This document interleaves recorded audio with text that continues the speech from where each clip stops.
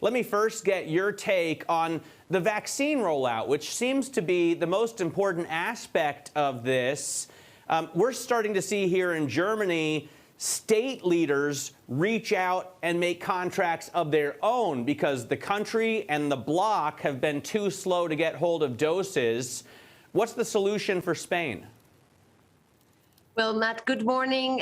Indeed, I always say that the most important economic policy right now is vaccination, vaccination, vaccination.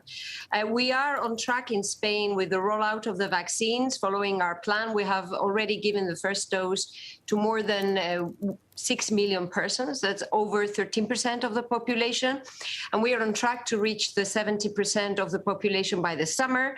And we are actually very supportive of the EU's approach and speaking with one voice and negotiating with one voice with the pharmaceutical companies. I think that that has proven to be actually the best way to ensure that all of us get the vaccines.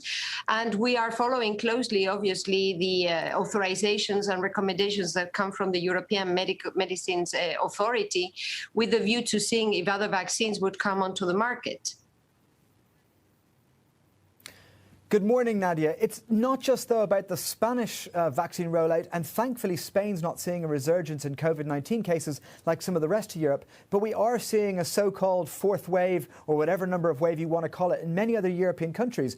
Does that worry you that we might not really be able to open up international tourism properly even this summer again? And how big a blow will that be to the Spanish economy, given that there had been some optimism coming in? Well, 3 points on that. First of all, we leave behind a tough first quarter of the year. Actually, that is the main reason why we're going to revise downwards our forecast for this year. You know, we were expecting to have around 7% growth this year. It may be smaller due to the delay, you know, 1 quarter delay in terms of the recovery. And that was the third wave that hit us harder than the second wave. Nevertheless, what we see is that March was very fast improving. All indicators are going towards the positive. And we are actually quite optimistic that by the summer, a big share of the European population will be vaccinated. The evolution we see in those countries that are more advanced with the vaccination rollout are quite encouraging. And so we think that this second quarter is going to be a transition quarter, and we will have a very strong rebound in the second part of the year. And that's actually what everybody expects for the Spanish economy. This very week, the IMF issued the revised forecast for 2021, giving 6.4% to Spain, which would be, together with the US, the strongest growing advanced economy this year. So we will be able to come back. I mean, my first love was the Basque Country, and then I went to Andalusia, and the Alhambra blew me away. Last year, I was lucky enough to go to Asturias, so I'm a frequent visitor. Are we going to be able to make reservations for June, July, August, and get out there? Well, absolutely. You know, insofar as the national calendar goes, our forecast is by May the 9th, our state of alert, you know, the specific restrictions to mobility within the country would probably be lifted.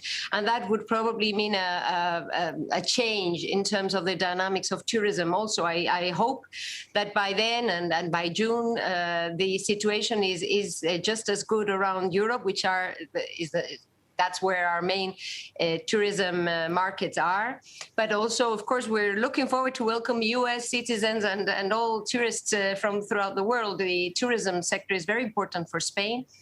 And I think that would also bring a lot of normality and stability in social terms also throughout the world, that we're able to travel and see each other closer again. While I share Matt's love of Spain, I'm very upset that I have to be the relative professional on this rare occasion and bring us back to a slightly more serious topic. Earlier on, we were discussing the chance of a global minimum tax rate being discussed, corporate tax rate. What do you think is the minimum level that would be acceptable? And do you really think it's enforceable, and what kind of timeline? Well, actually, I think that we are having these days the G20, IMF, and World Bank meetings, as you know. And, I think one of the most encouraging news that we've had is that the US is back at the table. Secretary Yellen has been quite outspoken with a number of proposals. And I think that gives us hope that by the summer, we will be able to reach a global agreement on the tax issues, on which we have been working for years now. This includes two pillars, the digital tax and also a minimum taxation level. I think that we have to stop the race to the bottom, because that really is weakening the sustainability, the fiscal sustainability of countries throughout the world. And I think that the US proposal is quite important in that regard. We will have to look into the details. But as a starting point, Spain has expressed a very strong support for this approach, and we hope to be able to reach an agreement by the summer. By the way, Mark's job is to bring us back to the professional economic and markets conversation. I'm supposed to be the one who says, I love going to the MotoGP in Jerez. I want to go back to Valencia for the exciting final race. I hope the MotoGP season is fantastic, and I can't wait until Marc Marquez is back on his Honda. But this leads me to think about the U.S.-Spain relationship. Marc Marquez always wins at the Circuit of the Americas in Texas. We now have a new president in the U.S., Joe Biden. And I wonder, does your relationship improve? Does the chances for a global minimum tax improve now that you're working with Biden rather than Trump? Well, absolutely. I have to say that it's, already the signs that we've had on a number of issues, for example, in the area of trade, where the approach was very conflict-oriented and was actually threatening a number of important sectors in our country. And since you love Spain, you will understand how important it is for us, the wine sector, oil, and other olives also, some key sectors were being targeted by the U.S. approach on trade negotiations.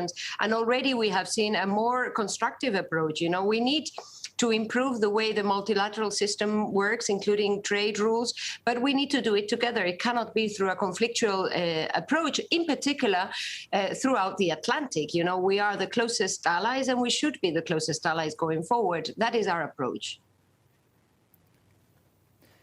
The rollout of the EU Pandemic Recovery Fund has been much slower than anticipated. When do you expect that Spain will finally get to invest a large part of the funds that are meant to come through with that?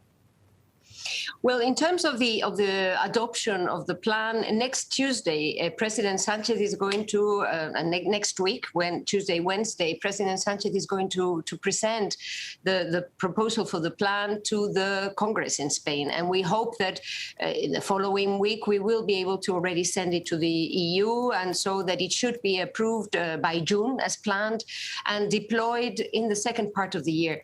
But in order to be able to already start investing as of 1st of January, last year we already inserted 27 billion euros investment aligned with the recovery plan in our budget for 2021. And we also adopted an executive order legislation that would enable a more swift, more efficient deployment of these investments as of 1st of January. So we have the national financial and legal tools in place, and we're already launching calls for interest and preparing all the public bid and other kinds of legal instruments with a view to implementing the investments in the course of the year. I wonder about the way you can spend the money to boost job growth. I mean, the IMF says that Spain is going to have one of the highest unemployment rates in the developed world next year, and you're not going to recover the jobs lost until 2026 at the earliest. You have to work with the far left communist parties like Podemos. How does that limit your ability to reform the labor market and really push to get jobs back? Well, yeah, the very high unemployment in Spain is one of the inequalities and one of the imbalances that we have been dragging our growth for decades. Unfortunately, despite the many reforms that have been undertaken, Spain is one of the countries with this highest unemployment rate. And I think that now, actually, with the recovery plan, we have a very good opportunity to change a number of elements to embark in an ambitious labor market reform that actually correct some of these limitations. And fortunately, within the government, we have a very clear view that we need to undertake a number of reforms in parallel, that it is very important to reach agreements with our social partners, the unions and the businesses. They have behaved in a very responsible manner throughout the whole pandemic, allowing us to reach important agreements, for example, on teleworking, also on riders of digital platforms. And that, I think, is a good basis on which to undertake this reform process, which we should do in parallel with the investment so that we can really have strong but also sustainable growth. And a final comment from my side, this unemployment rate forecast is one where we do not agree with the IMF approach. We actually see that thanks to the measures that we have undertaken since March last year, we have been able to have a very different dynamic of the labor market compared to previous crises. We have preserved a large share of the businesses and the jobs.